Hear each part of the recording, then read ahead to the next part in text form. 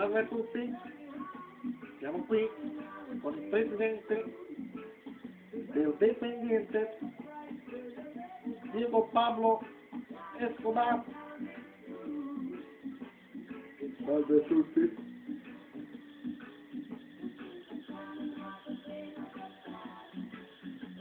Allora questo comunicato è per l'amico presidente dell'FC Massimino che aveva proclamato la sua vittoria troppo anticipatamente contro la mia compagine. Vi ringrazio ragazzi, 5 vittorie consecutive, si va avanti, si risale, siamo a ridosso oramai del secondo posto, i punti sono sparsi che possiamo raggiungere noi.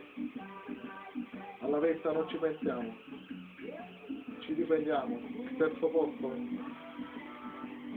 perché ci abbiamo dato per spacciati e noi siamo rinati. Grazie Dependiente, grazie a tutti, grazie ai tifosi.